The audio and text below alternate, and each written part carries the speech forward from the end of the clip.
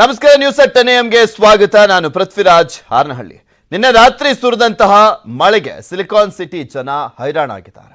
Dollars ಕಾಲೋನಿಯ ಸೌಂದರ್ಯ ಪಾರ್ಕ್ನ ಸೌಂದರ್ಯವೇ ಹಾಳಾಗಿದೆ. Because ಜಲಾವೃತ ಆಗೋಗ್ಬಿಟ್ಟಿದೆ. Walking path ಮೇಲೆ 1 ಅಡಿಯಷ್ಟು ನಿಂತಿರುವಂತದ್ದು ನೀರು. ರಾಧಾಕೃಷ್ಣ ದೇವಸ್ಥಾನ ವಾರ್ಡ್ನಲ್ಲಿರುವಂತಹ ಸೌಂದರ್ಯ ಪಾರ್ಕ್ ನೀರು ನೋಡಿ ವಾಪಸ್ ತಳ್ತಾ ಇದ್ದಾರೆ ವಾಕರ್ಸ್. ಬೆಳಗ್ಗೆ ಬಂದಿದ್ರು, ಅವರೆಲ್ಲ ವಾಪಸ್ ಹೋದ್ರು. ಬಿಕಾಸ್ ಕಂಪ್ಲೀಟ್ ಆಗಿ ನೀರಿನಿಂದ ಮುಳುಗೋಗ್ಬಿಟ್ಟಿದೆ ಸೌಂದರ್ಯ ಪಾರ್ಕ್. ಸೊ ಹೀಗಾಗಿ ವಾಕಿಂಗ್ ಬಂದಂಥವ್ರು ವಾಪಸ್ ಹೋದ್ರು.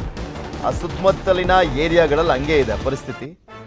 ಬಿಕಾಸ್ ಇಲ್ಲಿ ಮಳೆ ಬಂದಂಥ ಸಂದರ್ಭದಲ್ಲಿ ರಾಜಕಾಲುವೆಗೆ ನೀರು ಹೋಗುವಂಥ ನಿಟ್ಟಿನಲ್ಲಿ ಸರಿಯಾದಂಥ ವ್ಯವಸ್ಥೆ ಮಾಡಿಲ್ಲ. ಸೊ ಹೀಗಾಗಿ ಸೌಂದರ್ಯ ಪಾರ್ಕ್ನಲ್ಲಿ ಯಾವ ರೀತಿಯಾಗಿ ನೀರು ನಿಂತಿದೆ ಅನ್ನುವಂಥದ್ದನ್ನು ಗಮನಿಸ್ಬೋದು ನೀವು. ಆ ನೀರು ಎಲ್ಲೂ ಫ್ಲೋನೇ ಆಗಿಲ್ಲ.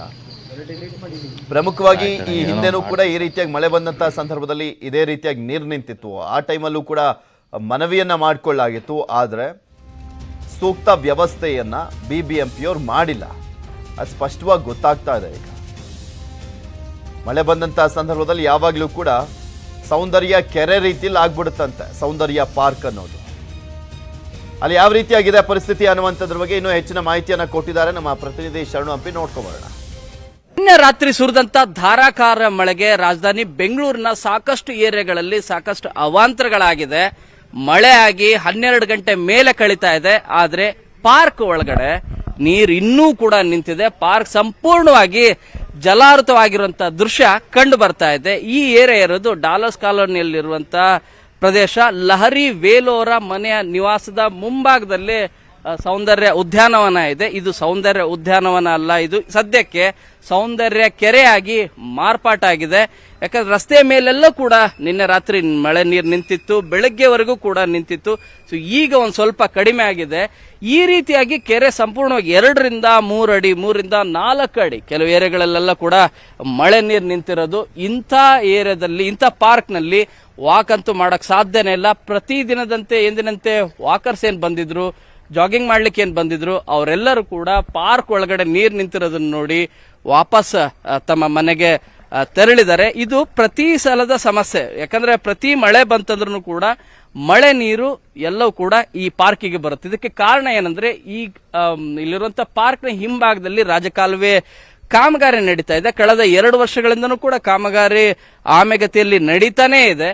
ಇದರಿಂದಾಗಿ ಆ ನೀರು ಓವರ್ಫ್ಲೋ ಆಗಿ ರಾಜಕಾಲುವೆ ಓವರ್ಫ್ಲೋ ಆಗಿ ಅಲ್ಲಿಂದ ನೀರು ಬಂದಂತ ರಾಜಕಾಲುವೆ ನೀರೇನಿದೆ ಇದು ನಿಂತಿರೋದು. ನಿಮಗೆ ಸಂಪೂರ್ಣವಾಗಿ ಎಲ್ಲೆಲ್ಲಿ ವಾಕ್ ಮಾಡ್ತಾರೆ, ವಿಶ್ರಾಂತಿ ತೆಗೆದುಕೊಳ್ತಾರೆ, ಒಳಗಡೆನೂ ವಿಶ್ರಾಂತಿ ತೆಗೆದುಕೊಳ್ಳಲಿಕ್ಕೆ ಆಸನಗಳೇನಿದಾವೆ ಅದ್ರ ಒಳಗಡೆನೂ ಕೂಡ 3 ರಿಂದ 4 ಅಡಿವರೆಗೂ ಮಳೆ ನೀರು ರಾಜಕಾಲುವೆಯ ನೀರು ನಿಂತ್ಕೊಂಡಿದೆ. ವಾಕಿಂಗ್ ಬರ್ತಾ ಇದ್ವಿ, 19 ಇಯರ್ಸ್ ಇಂದ ಬರ್ತಾ ಇದ್ದೀನಿ. ಯಾವಾಗಲೂ ಈ ತರ ಸಮಸ್ಯೆ ಇದೆ.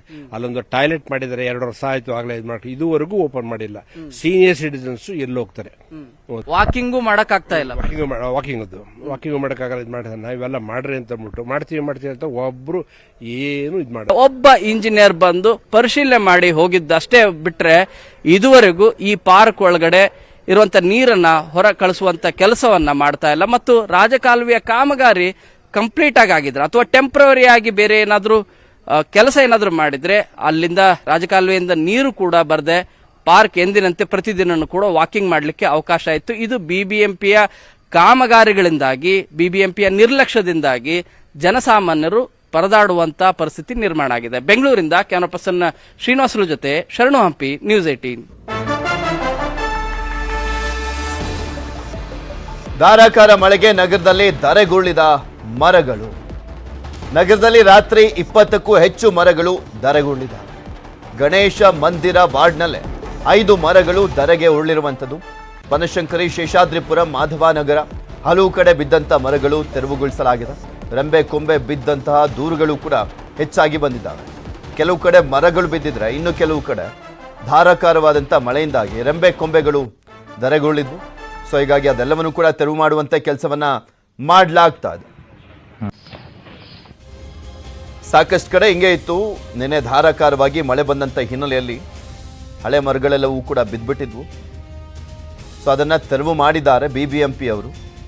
ಎಲ್ಲೆಲ್ಲಿ ಮಾಹಿತಿ ಬರುತ್ತೆ, ಎಲ್ಲೆಲ್ಲಿ ದೂರುಗಳು ಬರುತ್ತೆ ಅಲ್ಲೆಲ್ಲ ಕಡೆನೂ ಕೂಡ ಆಲ್ಮೋಸ್ಟ್ ಮರ ತೆರವು ಮಾಡಿದ್ದಾರೆ. ನಮ್ಮ ಮಳೆ ನಡುವೆ ಟ್ರಾಫಿಕ್ ಪೊಲೀಸ್ ಸಿಬ್ಬಂದಿ ಜನರ ಸಂಚಾರಕ್ಕೆ ಅನುವು ಮಾಡಿಕೊಟ್ಟಿದ್ದಾರೆ. ಅದರ ಬಗ್ಗೆ ಬೆಂಗಳೂರು ನಗರ ಪೊಲೀಸ್ ಆಯುಕ್ತ ದಯಾನಂದ್ ಅವರು ಟ್ವೀಟ್ ಅನ್ನು ಮಾಡಿದ್ದಾರೆ. ನಿನ್ನೆ ಮಳೆಯಿಂದ ಸಂಚಾರ ಅಸ್ತವ್ಯಸ್ತವಾಗಿತ್ತು.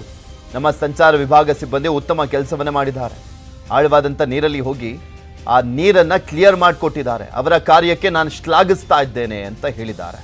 ಬೇಷ್ ಅಂತ ಹೇಳಿದ್ದಾರೆ ಕಮಿಷನರ್ ದಯಾನಂದ್ ಅವರು. ಅವರ ಕಾರ್ಯಕ್ಕೆ ಮೆಚ್ಚುಗೆಯನ್ನು ವ್ಯಕ್ತಪಡಿಸುವಂಥದ್ದು ಇದೆಯಲ್ಲ, ಮತ್ತೆ ಈ ರೀತಿಯಾಗಿ ಆದಂತಹ ಸಂದರ್ಭದಲ್ಲಿ ಇನ್ನೂ ಆಕ್ಟಿವ್ ಆಗಿ ವರ್ಕ್ ಮಾಡ್ತಾರೆ. ಈ ಕೆಲಸವನ್ನ ಮಾಡಬೇಕು. ಯಾರೇ ಲೀಡರ್ ಆಗಿದ್ದಂಥ ಸಂದರ್ಭದಲ್ಲಿ ಆ ಒಂದು ಟೀಮ್ಗೆ ಆ ಕೆಲಸವನ್ನ ದಯಾನಂದ್ ಅವರು ಮಾಡ್ತಿದ್ದಾರೆ.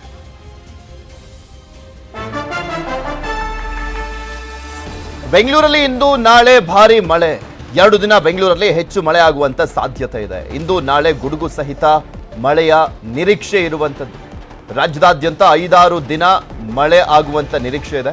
ಸೆಪ್ಟೆಂಬರ್ ಮೊದಲ ವಾರದಲ್ಲಿ ವಾಡಿಕೆಯಂತೆ ಮಳೆ ಆಗುತ್ತೆ ಅನ್ನುವಂಥದ್ರ ಬಗ್ಗೆ ಹವಾಮಾನ ಇಲಾಖೆಯವರು ಮಾಹಿತಿಯನ್ನ ಕೊಟ್ಟಿದ್ದಾರೆ ನ್ಯೂಸ್ 18ಗೆ. ಹವಾಮಾನ ಇಲಾಖೆ ತಜ್ಞ ವಿಜ್ಞಾನಿ ಆಗಿರುವಂಥ ಪ್ರಸಾದ್ ಅವರು ಮಾಹಿತಿಯನ್ನ ಕೊಟ್ಟು ಸೆಪ್ಟೆಂಬರ್ನಲ್ಲಿ ಏನಾಗಬೇಕಾಗಿತ್ತಲ್ಲ ವಾಡಿಕೆ ಮಳೆ ಅದು ಆಗುತ್ತೆ ಅಂತ ಹೇಳಿದ್ದಾರೆ. ಇನ್ನು ಬೆಂಗಳೂರಿನಲ್ಲಿ ಇನ್ನೂ ಒಂದು 2-3 ದಿನಗಳ ಕಾಲ ಮಳೆ ಆಗುತ್ತೆ. ಇನ್ನು ರಾಜ್ಯದಾದ್ಯಂತ ಬೆಂಗಳೂರಿನ ಹೊರತುಪಡಿಸಿ ನೋಡೋದಾದ್ರೆ ಒಂದು 5-6 ದಿನ ಮಳೆ ಸುರಿಯುವಂತ ಸಾಧ್ಯತೆ ಇದೆ ಅಂತ ಮುನ್ಸೂಚನೆ ಕೊಟ್ಟಿದ್ದಾರೆ.